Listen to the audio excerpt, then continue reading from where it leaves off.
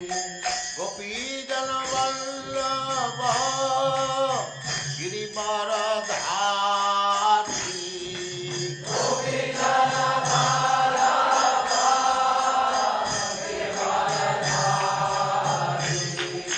गोपीजन वल्लभ गिरिवरधारी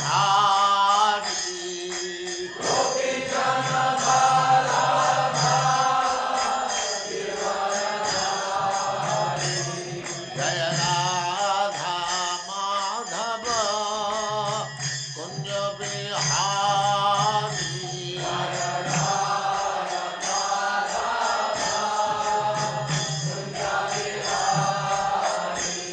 जय राधा माधव कुंज बिहारी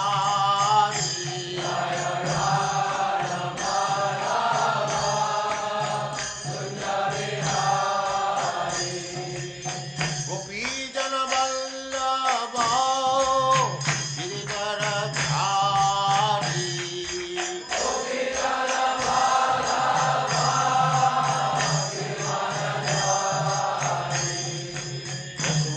यशोदानंदन व्रज जनरंजन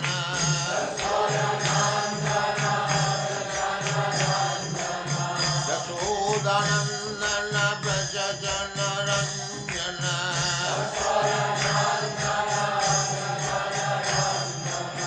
जमुना तीर वनचारी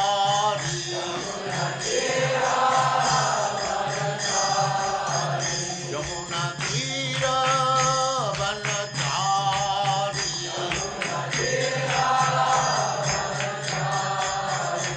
जय राधा माधव कुंज बिहारी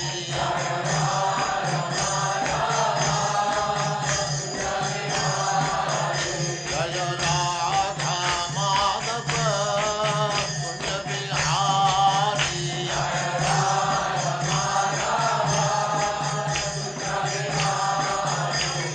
गोपीजन वल्लभ गिरिवरधारी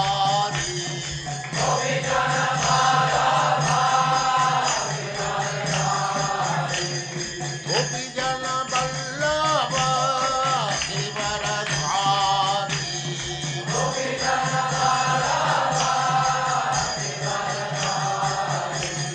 यशोदानंदन व्रज जनरंजन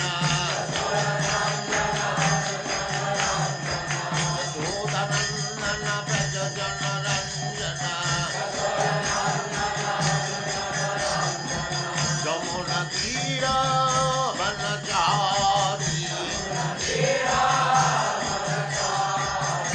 जय राधा माधव कुंज बिहारी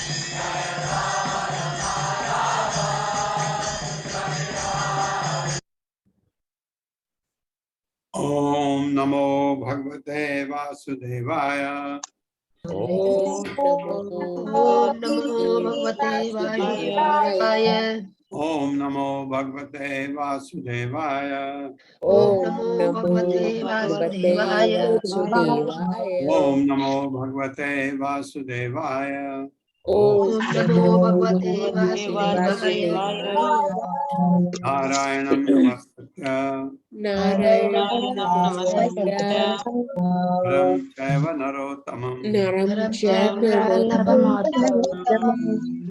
देवीं सरस्वतीं व्यासं देवीं व्यासं ततो जयमुदीरयेत्। ततो जयमुदीरये। नष्टप्रायेषु भद्रेषु नष्टप्रायेषु भद्रेषु नित्यं भागवत सेवया नित्यं भागवत सेवया भगवते उत्तम श्लोके भगवते श्लोके भक्तिर्भवति नैष्ठिकी। नमस्ते। हरे कृष्ण। आप सबका हरे स्वागत कृष्ण है। हरे कृष्ण प्रभु जी। हरे कृष्ण प्रभु जी, दंडवत प्रणाम। श्लोक से आगे बढ़ते हैं। तस्यैव मे अगस्य परावरेशो व्यासक्त चित्तस्य गृहे स्वभीक्षणम् निर्वेद मूलो द्विजशाप रूपो यत्र प्रसक्तो भयमाशु दत्ते तस्यैव मे अगस्य परावरेशो व्यासक्त चित्तस्य गृहे स्वभीक्षणम् निर्वेद मूलो द्विजशाप रूपो यत्र प्रसक्तो भयम आशु दत्ते। मेरे साथ पढ़िए। तस्यैव मे अगस्य परावरेशो तस्यैव मे अस्य परावरेषु व्यासक्त चित्तस्य गृहे स्वभीक्षणम् व्यासस्य चित्तस्य गृहेष्वभीक्षणम् निर्वेद मूलो द्विजशाप रूपो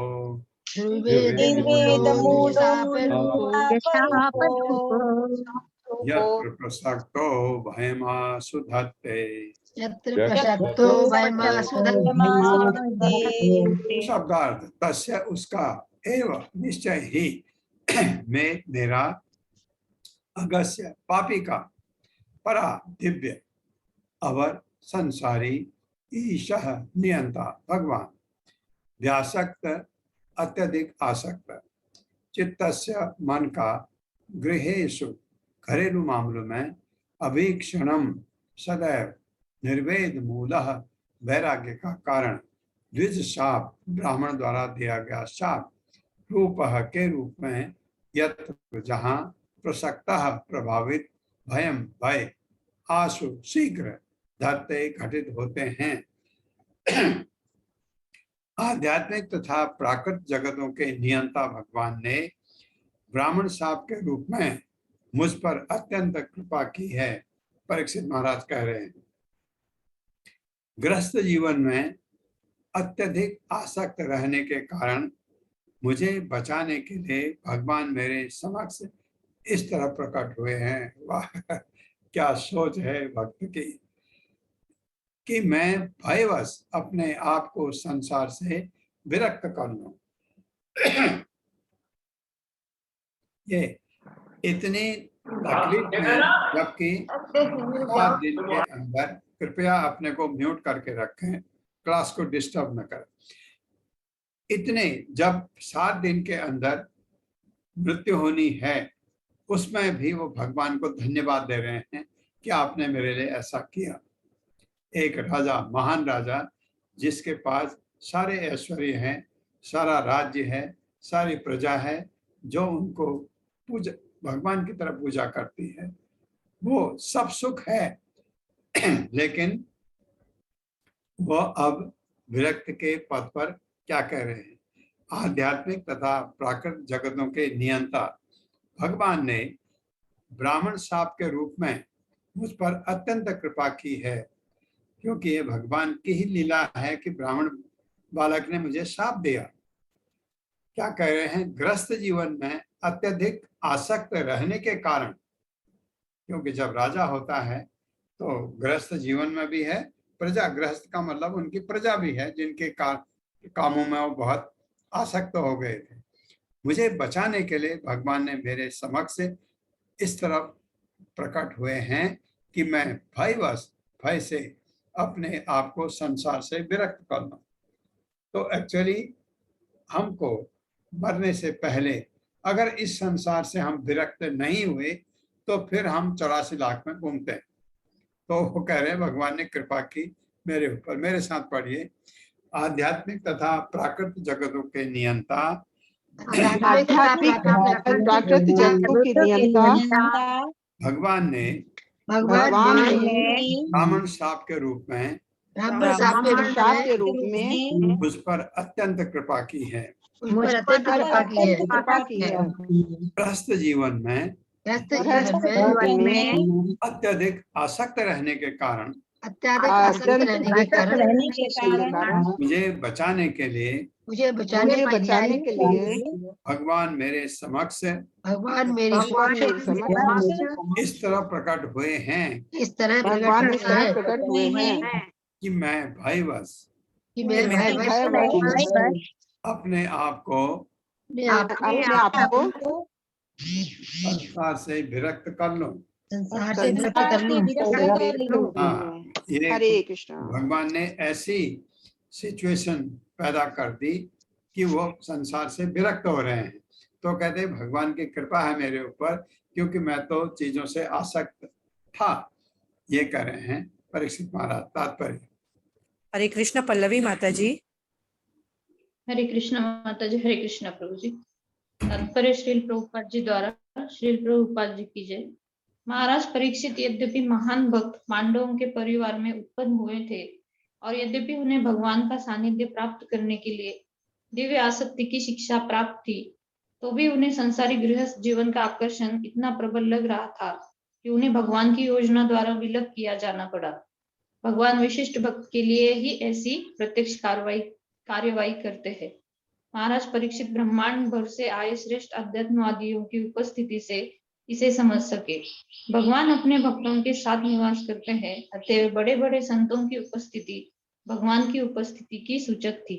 अतएव राजा ने महर्षियों की उपस्थिति को परमेश्वर के अनुग्रह का संकेत मानकर उनका स्वागत किया।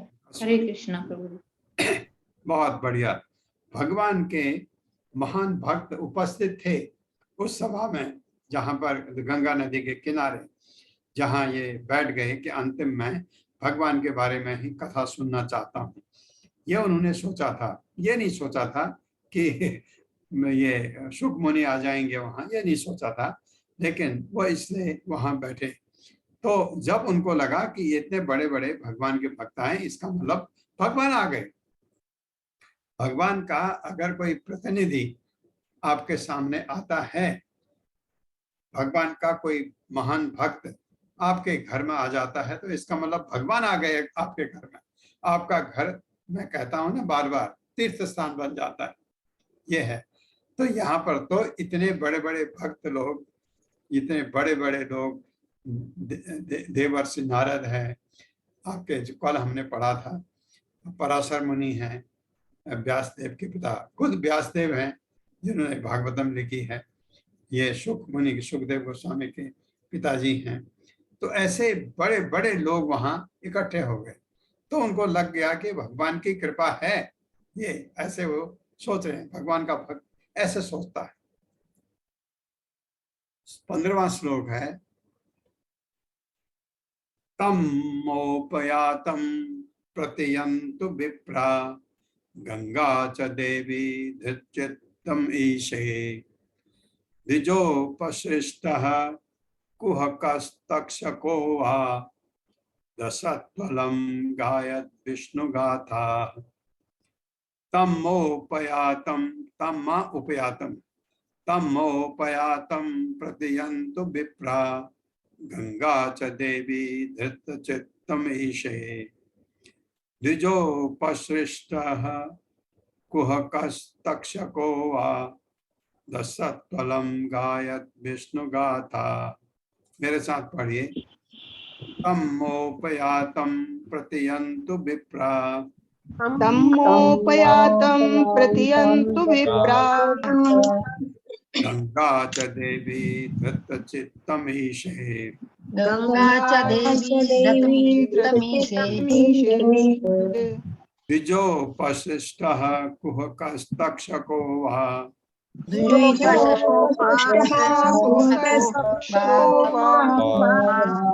दशत्वलं गायत् विष्णुगाथा।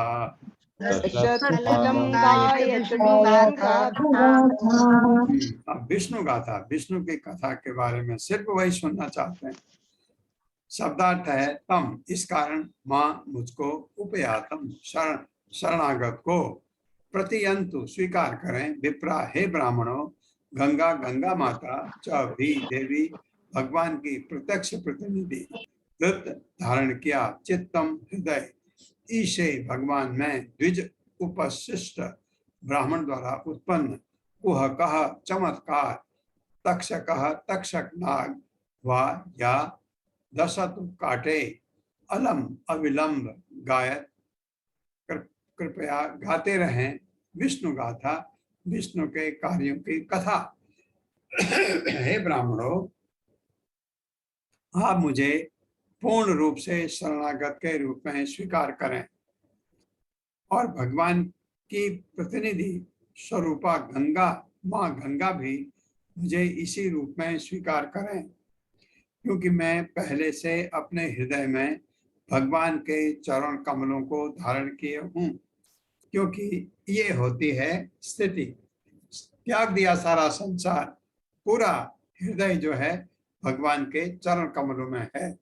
कह रहे हैं भगवान अपने हृदय में भगवान के चरण कमलों को धारण किए हूँ, क्योंकि अब उन्होंने सब कुछ त्याग दिया, भगवान के शरण में आ चुके हैं। अब चाहे तक्षक नाग या ब्राह्मण द्वारा उत्पन्न कोई भी चमत्कारी वस्तु मुझे तुरंत डस ले, मेरी एकमात्र इच्छा यह है कि आप सब भगवान विष्णु की लीलाओं का गायन करते रहें। जब तक मैं जिंदा वो सुनना चाहता, ये कह रहे हैं। क्योंकि ये होता है शरणागत होना, सारा त्याग, खाली भगवान के चरण कमल, ये है। मैं उनको हृदय में धारण किया हूँ।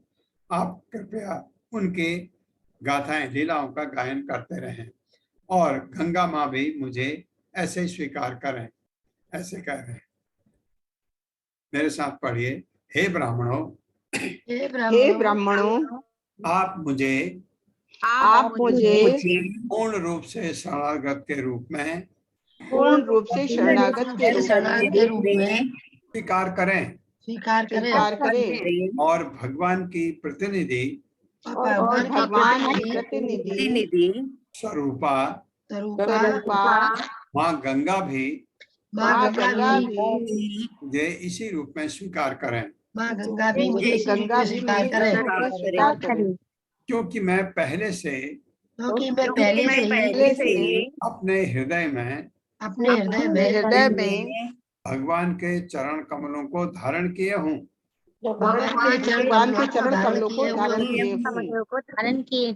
हाँ, अब ऐसी स्थिति जब होती है तब ये बात आती है।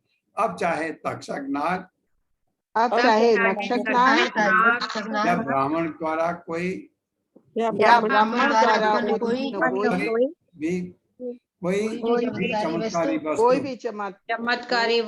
भी चमत्कारी वस्तु मुझे तुरंत डस ले। मेरी एकमात्र इच्छा यह है कि आप सब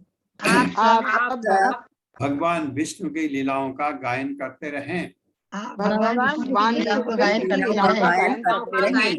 ये उनकी प्रार्थना है ब्राह्मणों को।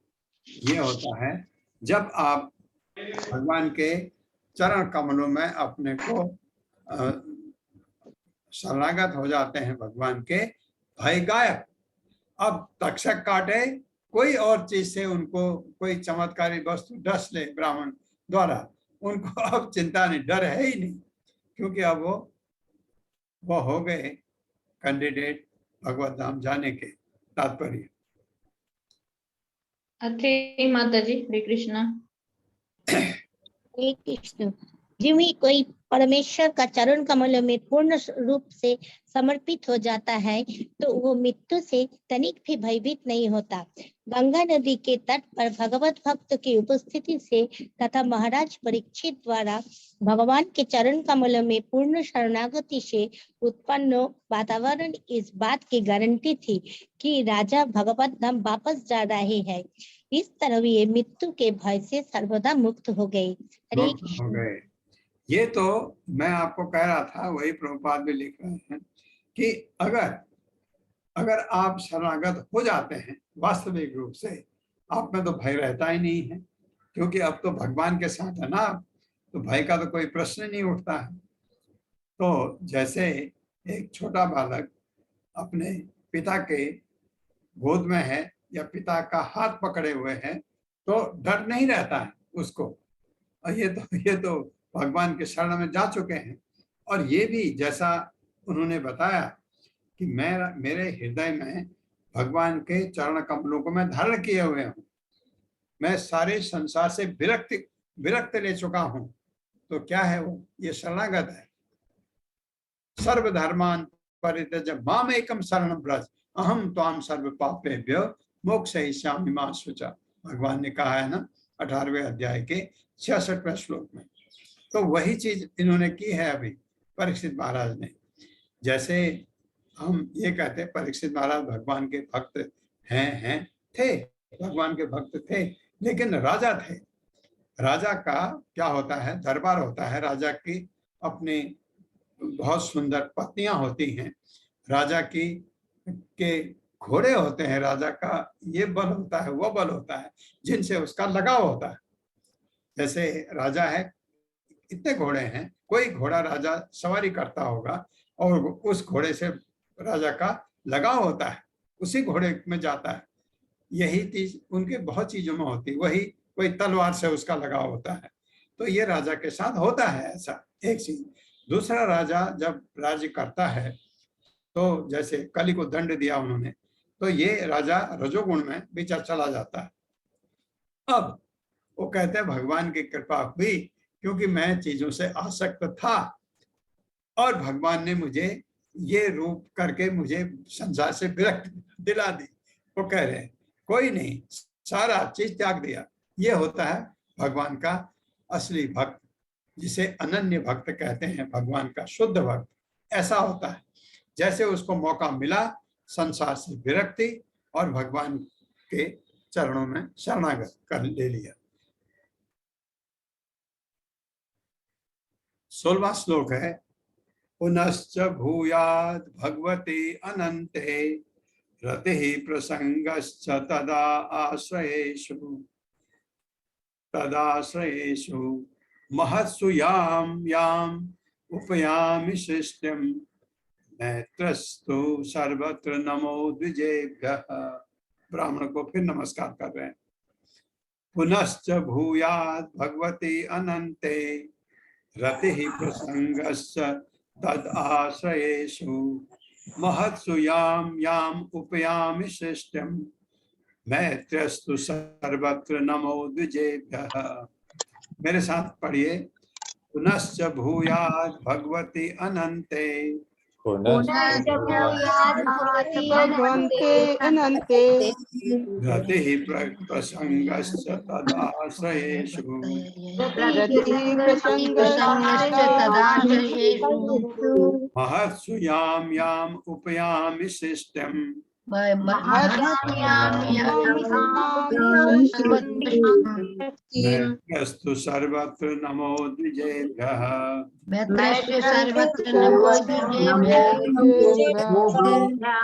शब्दार्थ पुनः फिर तथा भूयात् ऐसा हो भगवती भगवान श्री कृष्ण में अनंते अनंत शक्तिमान रति ही आकर्षण संग संगति च भी तत् उसका आश्रयेषु उनके भक्तों से महत्सु भौतिक सृष्टि में याम याम जो उपयाम मैं ले सकता हूँ सृष्टि जन्म मैत्री मित्रता अस्तु हो सर्वत्र सभी जगह नमः मेरा नमस्कार है द्विजेभ्य ब्राह्मणों को।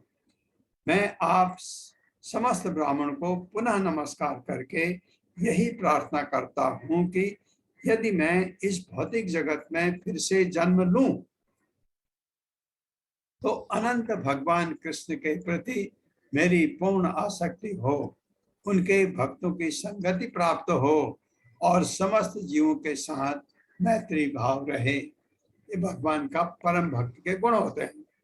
लोग भी ऐसे ही आते क्या हाफ पैंट में? उनके भगवान कृष्ण के प्रति पूर्ण आसक्ति होती है और भक्तों की संगति उनमें वो रहना चाहते हैं और सभी जीवों से मैत्री भाव रहे, किसी से उनके दिल में ईर्ष्या नहीं होती। मेरे साथ पढ़िए, मैं आप समस्त ब्राह्मणों को नमस्कार करके यही प्रार्थना करता हूँ कि यदि मैं इस भौतिक जगत में फिर से जन्म लूं, यदि मैं इस भौतिक जगत में फिर से जन्म लूं तो अनंत भगवान कृष्ण के प्रति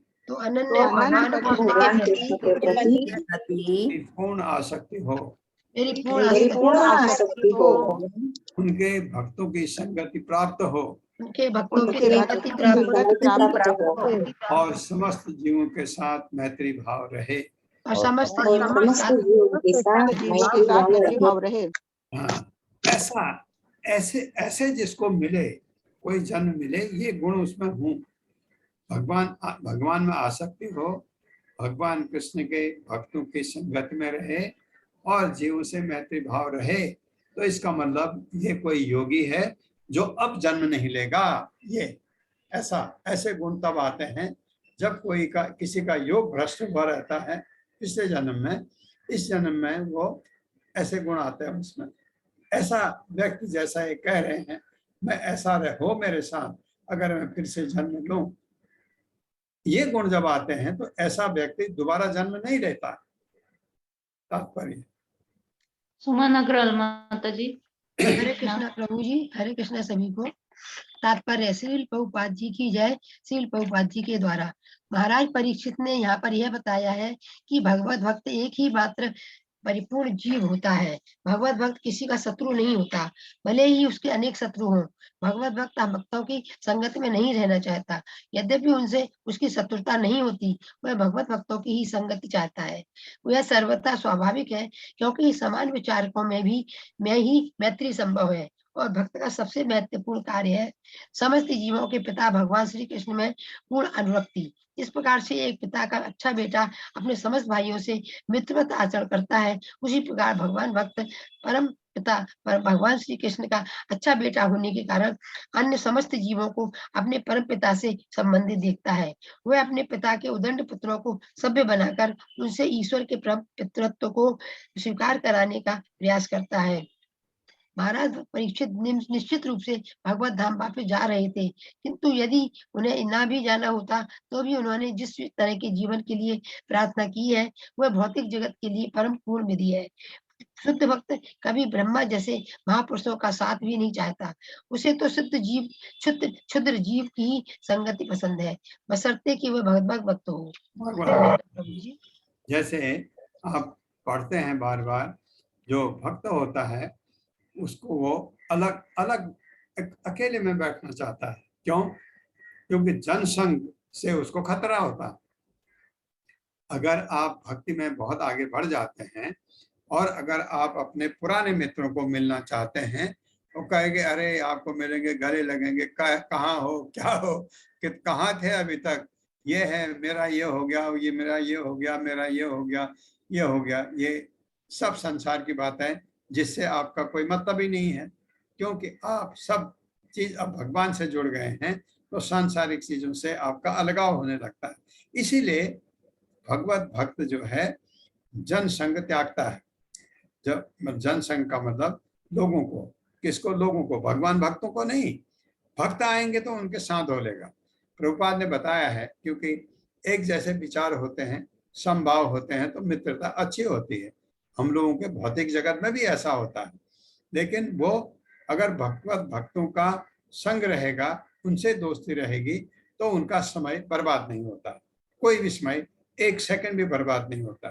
कोई भगवत भक्त मिलेगा, वो कहेगा चलो वहां जा रहे हैं, एक भगवान की कथा चल रही वो सुनते हैं, या कहेंगे इधर बैठो भगवान की ये माला जपते हैं, या कहेंगे ये करते हैं, भगवान मंदिर की सफाई करते हैं, तो बिल्कुल आपका एक भी सेकंड बर्बाद नहीं जाता। इसलिए भगवत भक्त जो है भक्तों का संग चाहता है, लोगों का नहीं। जन सामान्य के लोगों का संग नहीं चाहिए, उनके साथ समय की बर्बादी होती है। कि उनके साथ आप जाएंगे और आपने खुद इसको सोचे जाएंगे, वो कहेगा आपको पता है उसने क्या किया मेरे लिए, उसने क्या किया, अरे इतना है, वो बड़ा दुष्ट है, ये चीज है, जो आप सुनना ही नहीं चाहते क्योंकि आपका वो सब्जेक्ट अब है ही नहीं। अगर आप भौतिक शास्त्र पढ़ते हैं और अगर आपको कोई सामाजिक शास्त्र के विषय में चर्चा करता है या आपको कविताएं सुनाता है जो उसने लिखी हैं, आपका इंटरेस्ट है ही नहीं उस पर, तालमेल नहीं बैठता। तो ये प्रभुपाद कह रहे हैं तालमेल बैठना चाहिए। 17वां श्लोक है, इति स्म राजा अध्यवसाय युक्तः प्राचीन मूलेषु कुशेषु धीरः उदंड मुखो दक्षिण कूल आस्ते समुद्र पत्न्याः स्वसुत स्वसुत न्यस्त भारः इति स्म राजा अध्यवसाय युक्तः प्राचीन मूलेषु कुशेषु धीरः उदंड मुखो दक्षिण कूल आस्ते समुद्र पत्न्याः स्वसुत न्यस्त भारः। मेरे साथ पढ़िए। इति स्म राजा अध्यवसाय युक्तः इति स्म राजाध्यवसाय युक्तः प्राचीन मूलेषु कुशेषु धीरः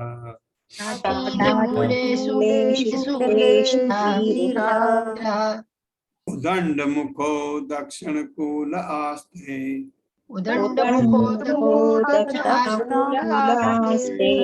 समुद्र पत्न्याः स्वसुत न्यस्त भारः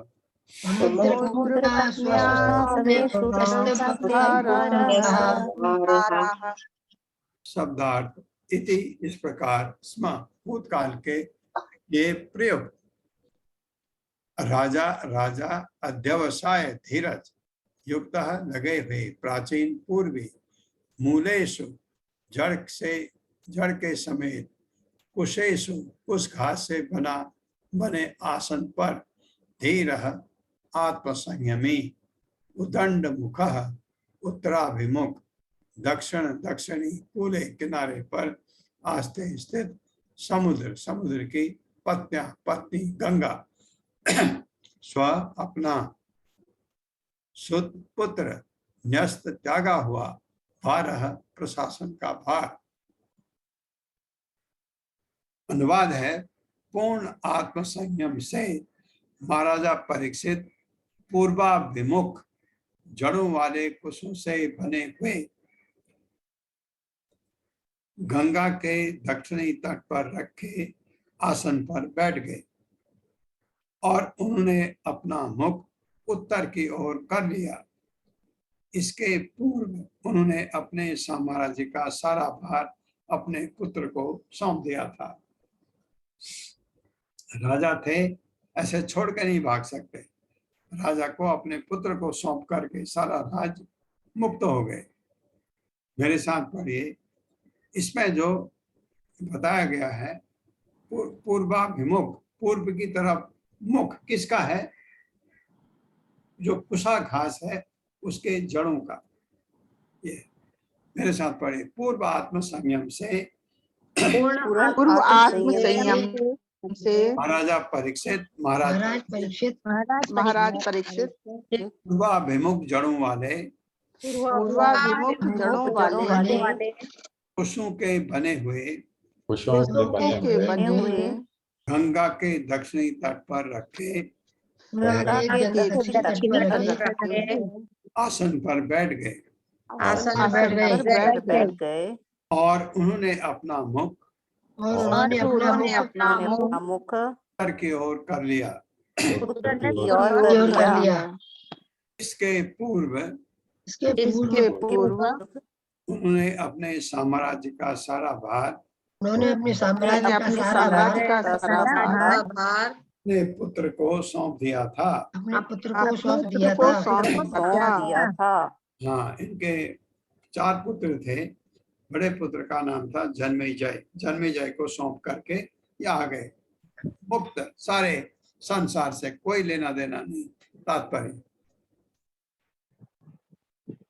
रीटा कतुरिया माता जी। हरे कृष्णा।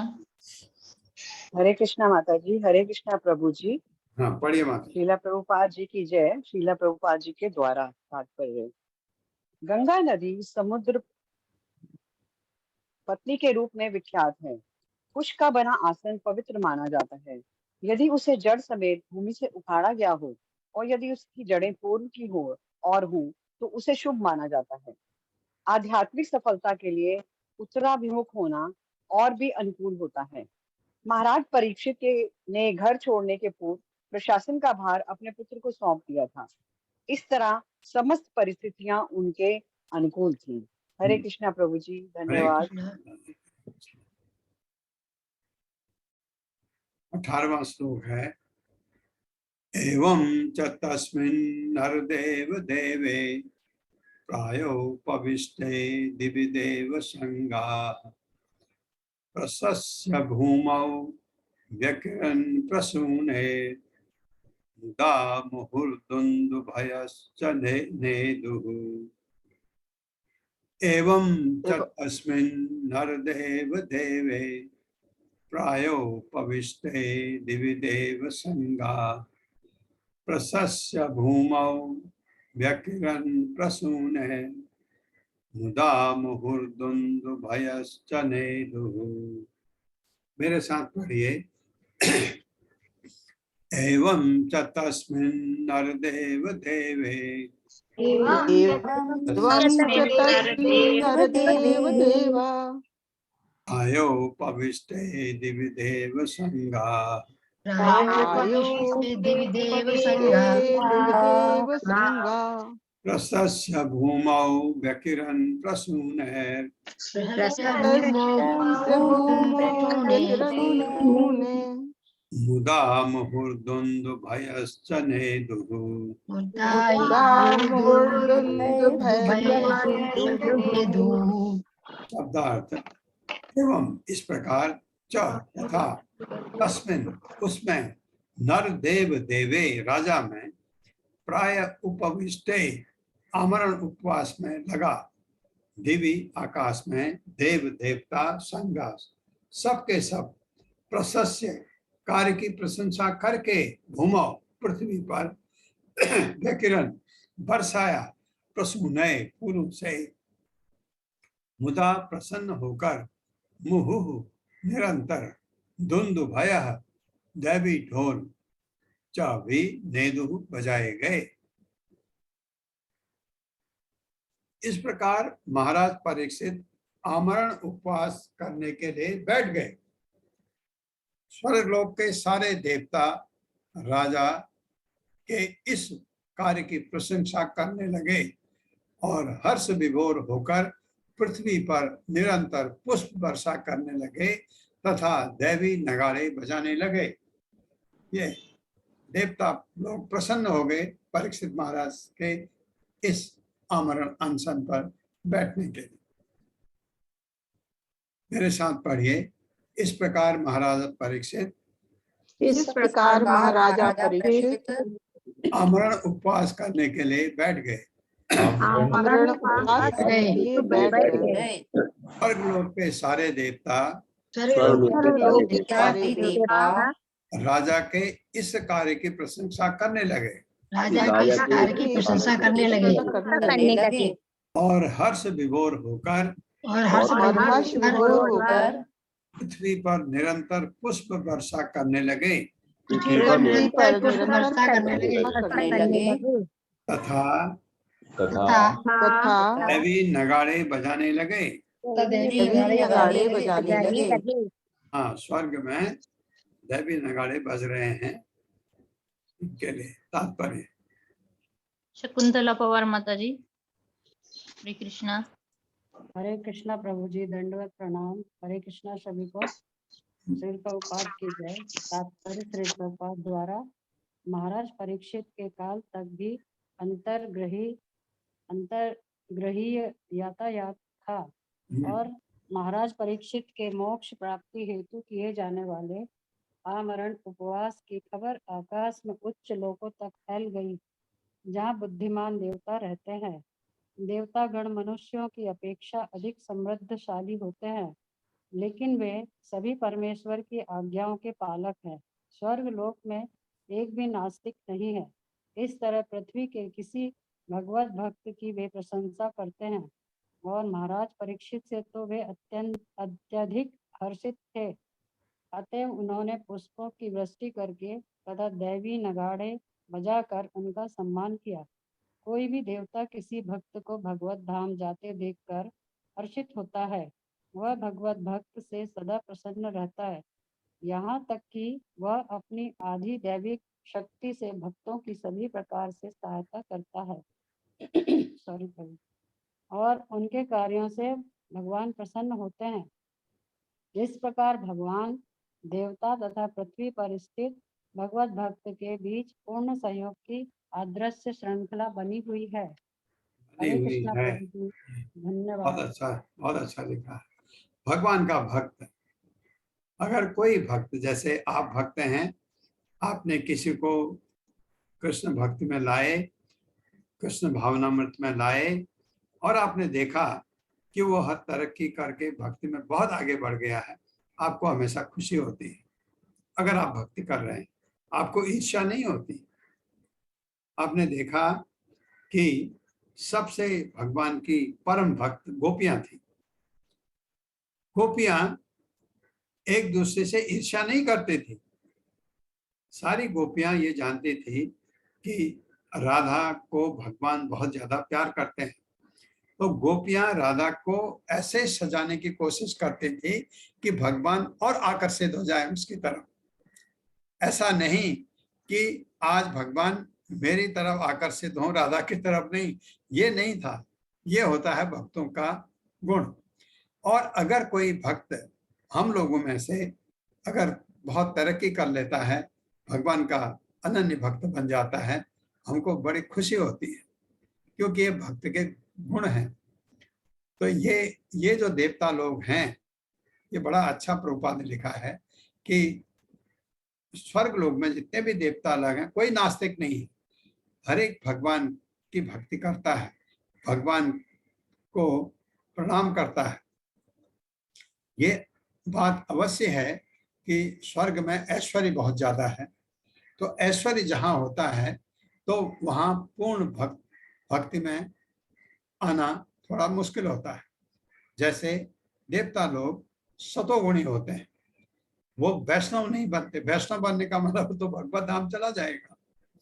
तो क्योंकि वहां ऐश्वर्य है, इसलिए वो हमेशा सतोगुण में रहते हैं देवता लोग। इसलिए उनको क्या कहा जाता है? भगवान के महान भक्त। इतना ऐश्वर्य होते हुए भी भगवान की भक्ति नहीं छोड़ते।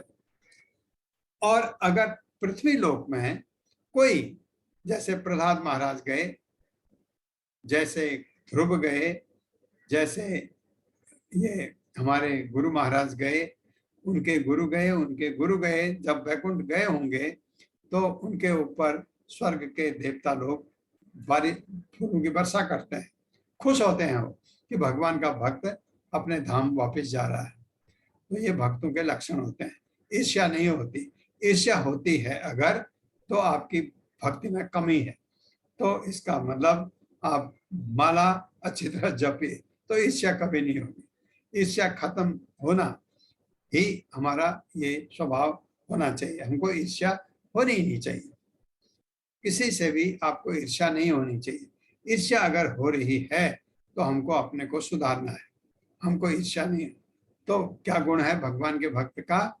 कि वो भक्तों का संग चाहता है, भगवान के प्रति ही अपना आकर्षण उसका होता है, आसक्ति सिर्फ भगवान के लिए, और जितने भी जीव हैं सबके लिए उसका हृदय में सम्मान होता है। ये भक्त के गुण बताए इसमें। 19वां श्लोक है, महर्षयो वै समुपागताये प्रशस्य साधु इति अनुमोदमाना उचुः प्रजा अनुग्रहशील सारा यद उत्तम श्लोक गुणाभिरूपम्। महर्षयो वै समुपागताये प्रशस्य साधु इति भी कह सकते हैं, साध्वत्य भी कह सकते हैं। प्रशस्य साधु इति अनुमोदमाना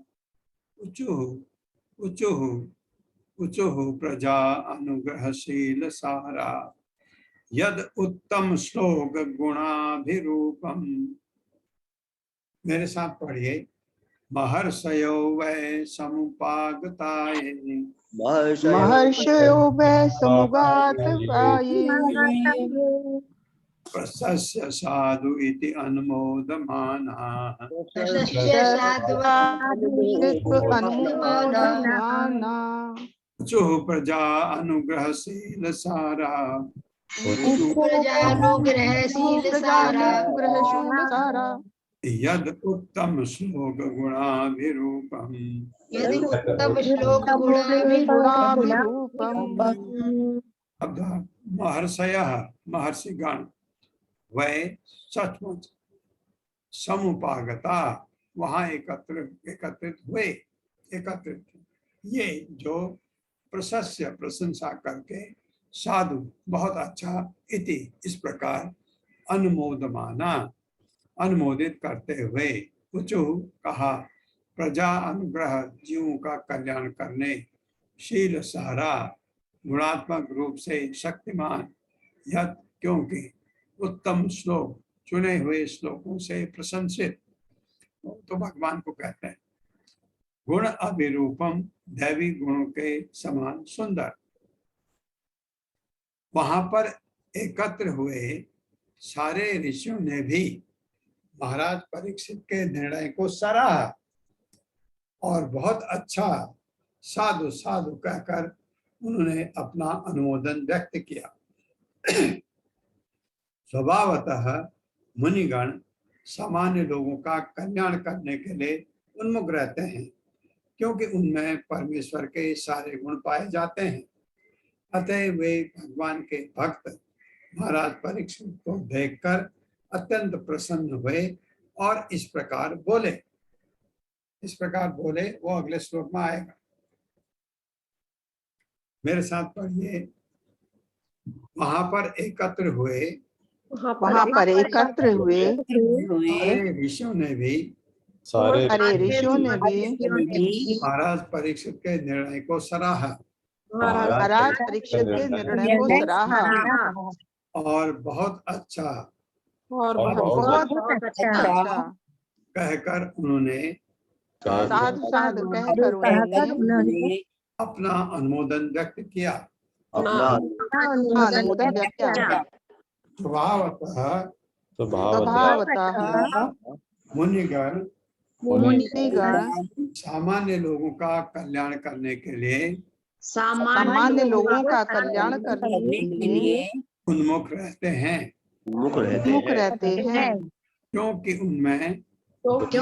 उनमें परमेश्वर के सारे गुण पाए जाते हैं। अतएव भगवान के भक्त महाराज परीक्षित को देखकर अत्यंत प्रसन्न हुए और इस प्रकार बोले। तात्पर्य माता जी। रश्मि जोशी माता जी। हरे कृष्णा माता जी। हरे कृष्णा प्रभु जी। दंडवत प्रणाम। तात्पर्य शील प्रभुपाद द्वारा शील प्रभुपाद की जय।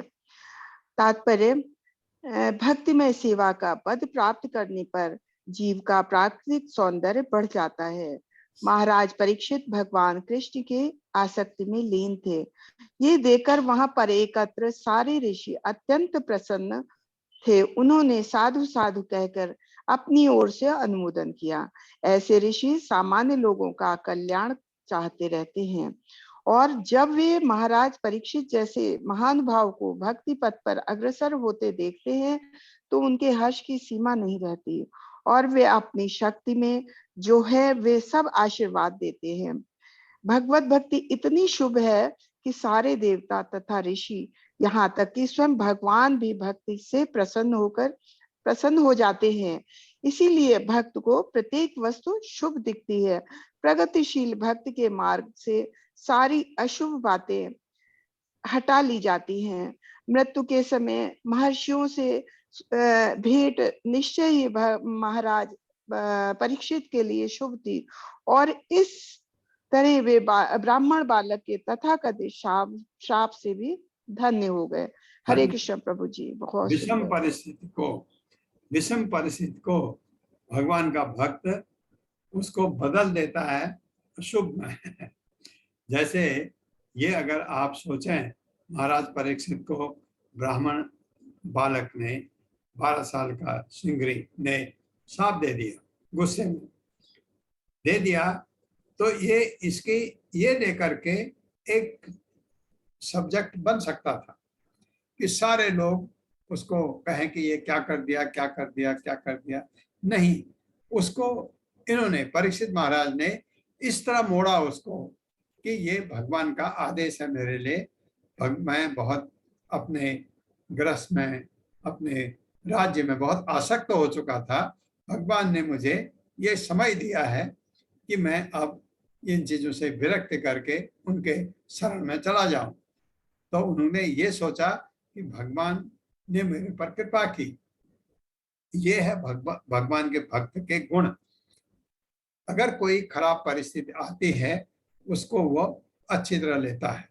जैसे मैं आपको एक बार कह रहा था, हाथ टूट गया, गिर गए या एक्सीडेंट हुआ, हाथ टूट गया, तो भगवान का भक्त भगवान को धन्यवाद देता है कि भगवान मेरे दूसरा हाथ तो अभी है, आपने मेरे कर्मों के हिसाब से मेरे दोनों हाथ टूटने चाहिए थे, तो आपने मेरा एक हाथ बचा दिया, आपका धन्यवाद है।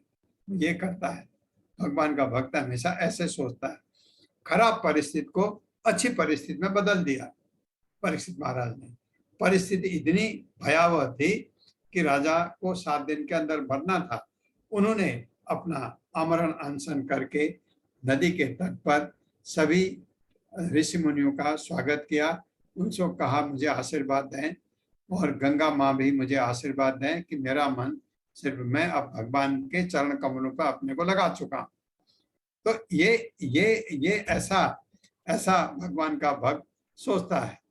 तो खराब परिस्थिति को शुभ में बदल दिया। गुस्सा नहीं, ब्राह्मण बालक से गुस्सा नहीं, बल्कि धन्य है, धन्यवाद दे रहे हैं कि उन्होंने, ब्राह्मण बालक ने शाप दिया और मेरे लिए अवसर, शुभ अवसर हो गया ऐसा करके।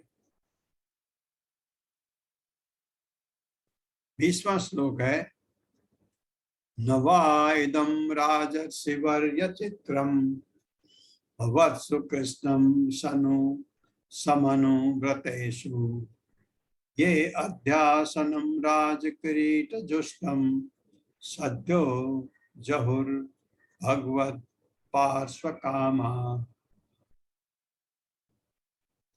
नवा इदं राजर्षिवर्य चित्रम भवत्सु कृष्णं समनुव्रतेषु ये अध्यासनं राजकिरीटजुष्टं सद्यो जहुर्भगवत् पार्श्वकामा। मेरे साथ पढ़िए, नवा इदं राजर्षिवर्य चित्रम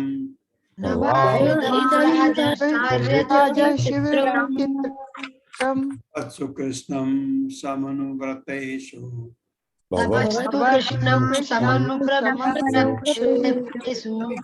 ये अध्यासनं राजकिरीटजुष्टं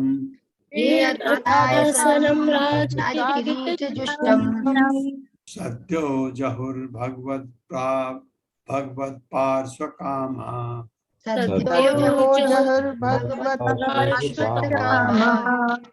शब्दार्थ, न तो वा, इस प्रकार, इदम यह, राजर्षि राजाओं के ऋषि, वर्य प्रधान, चित्रम आश्चर्यजनक, भवत्सु आप सबों को, कृष्णम भगवान कृष्ण, समनुव्रतेषु उस पद पर दृढ़ रहने वालों को, ये जो अध्यासनम सिंहासनारूढ़, राजकिरीट राजमुकुट, जुष्टम अलंकृत, सद्य शीघ्र, जहु त्याग दिया, भगवत भगवान, पार्श्वकामा संगति प्राप्त करने का इच्छुक।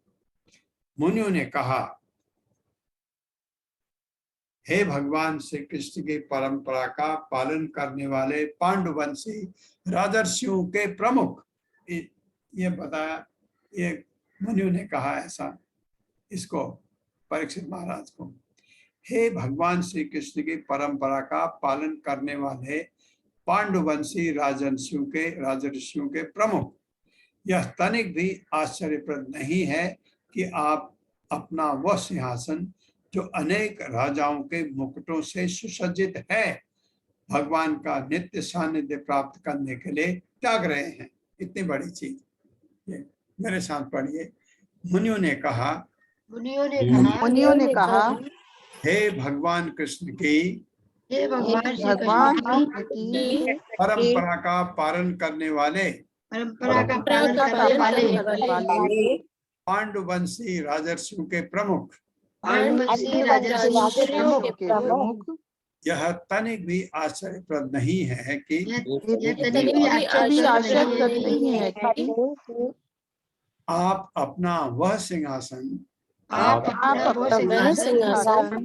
जो अनेक राजाओं के मुकुटों से सुसज्जित है, जो अनेक राजाओं के मुकुटों से सुसज्जित है, भगवान का नित्य सानिध्य प्राप्त करने के लिए त्याग रहे हैं। भगवान का नित्य सानिध्य प्राप्त करने के लिए त्याग रहे हैं। तात्पर्य। सुमन कुलर माता जी। हरे कृष्ण। हरे कृष्णा प्रभु जी। हरे कृष्णा सबको। तात्पर्य प्रभुपाद जी की जय। प्रभुपाद जी द्वारा तात्पर्य। आपके राजनीतिक जो प्रशासनिक पदों पर डटे होते हैं सोचते हैं कि जिन अस्थायी पदों पर है वह जीवन की सर्वोच्च उपलब्धि है, अतः वह उन पदों पर जीवन के अंतिम क्षणों तक चिपके रहते हैं। उन्हें इसका ध्यान ही कहाँ है कि मुक्ति प्राप्त करके भगवत धाम में श्री भगवान के पार्षदों में से एक पद प्राप्त करना जीवन का सर्वोच्च उद्देश्य है। मनुष्य जन्म इसी के लिए मिला है। भगवान ने श्री भागवत गीता में हमें कई बार आश्वस्त किया है कि सनातन भगवत धाम को प्राप्त होना सर्वोच्च उपलब्धि है। प्रहलाद महाराज ने भगवान श्री नरसिंह से प्रार्थना करते हुए कहा कि हे प्रभु, मैं जीवन की भौतिकवादी शैली से अत्यधिक भयभीत हूँ। मैं आपके भयावाने नरसिंह देव के रूप से तनिक भी भयभीत नहीं हूँ। यह भौतिकवादी जीवन शैली चक्की के पाट के समान है जिसके द्वारा हम कुचले जा रहे हैं। हम जीवन की विकराल तरंगों के भयावह भंवर में गिर गए हैं। अतः हे भगवान, मैं आपके चरण कमलों में प्रार्थना करता हूँ कि आप मुझे सेवा के रूप में अपने नित्य धाम में वापस बुला ले। यही इस भौतिकवादी जीवन शैली की सर्वोच्च मुक्ति है। मुझे इस भौतिकवादी जीवन का अत्यंत कटु अनुभव है। मैंने अपने कर्मों के वंशीभूत होकर जिस जिस जोनि में जन्म लिया, मुझे दो बातों का पीड़ादायक अनुभव हुआ है। अपने प्रिय से बिछोहा तथा अवंचित से भेंट। इसके प्रतिकार के लिए मैंने जो उपचार अपनाए वे स्वयं रोग से अधिक भयावह निकले। अतः मैं जन्म जमांतर एक स्थान से दूसरे स्थान में फिरता रहा और मैं आपसे प्रार्थना करता हूँ कि आप मुझे अपने चरण कमलों में शरण दें। पांडव राजा जो संसार के अनेक संतों से बढ़कर है, जीवन की भौतिकवादी शैली के कटु परिणामों से अवगत थे। वे कभी उस राज सिंहासन की चमक दमक से मोहित ना थे जिस पर वे बैठे। वे सदैव भगवान का संध्यान्य प्राप्त करने हेतु उनके द्वारा पुकारे जाने हेतु उत्सुक रहते। महाराज युधिष्ठिर के सुयोग्य पौत्र थे। महाराज युधिष्ठिर ने अपने पौत्र के लिए सिंहासन छोड़ दिया और इसी प्रकार महाराज युधिष्ठिर के पौत्र महाराजा परीक्षित ने अपने पुत्र जन्मेजय के लिए सिंहासन छोड़ दिया। इस वंश में समस्त राजाओं का ऐसा ही संस्कार था क्योंकि वे सभी भगवान कृष्ण की परंपरा का पालन करने वाले थे। इस प्रकार भागवत भगत कभी भी भौतिकवादी जीवन की चमक दमक से मोहित नहीं होते और वे निष्पक्ष से झूठे भ्रमक भौतिकवादी जीवन के विषयों से अनासक्त रहते हैं। हरे कृष्णा प्रभु जी। हरे कृष्णा माता जी। धन्यवाद। एक बड़ा अच्छा इसमें लिखा है। हाँ, मुझे दो बातों का पीड़ादायक अनुभव हुआ है। होता है ना हमको भौतिक जगत में। क्या है? अपने प्रिय से बिछो। अपने प्रिय है, कोई माँ है, बाप है, भाई बहन, जिसको आप बहुत प्यार करते हैं और वह अगर संसार को छोड़ के चला जाता है तो बहुत दुखदाई होता है आपके। दूसरा बहुत अच्छा बताया है, अवांछित से भेंट। कोई ऐसी व्यक्ति से जिसको आप मिलना ही नहीं चाहते, उससे आपको रहना पड़े उसके साथ। ये दुखदाई अनुभव है। अवांछित से भेंट ये भी उतना ही खराब है जितना कि अपने प्रिय के विरह का। ये दो चीजें बताई हैं। तो भौतिक जगत में हमको ये तकलीफें होती रहती हैं। इसलिए भगवान आप अपने भगवान के चरणों में अपने को न्यौछावर करके भौतिक जगत से अलगाव लेना बहुत जरूरी है। जब हमारा समय आता है, और समय कब आएगा किसको ये पता नहीं है, इसलिए क्या करना है, हरे कृष्ण कृष्ण कृष्ण हरे हरे, हरे राम राम राम हरे। कलयुग में हरि नाम जपना बहुत जरूरी है। ओम ज्ञान तिमिरांधस्य ज्ञानांजन शलाकया चक्षुरुन्मिलितं तस्मै श्री गुरवे नमः। नमो विष्णुपादाय कृष्ण पृष्ठाय भूतले श्रीमते भक्ति वेदांत स्वामिनिति नामिने। नमस्ते सारस्वती देवे गौरवाणी प्रचारिणे निर्विशेष शून्यवादी पाश्चात्य। जय हो श्री कृष्ण चैतन्य प्रभु नित्यानंद श्री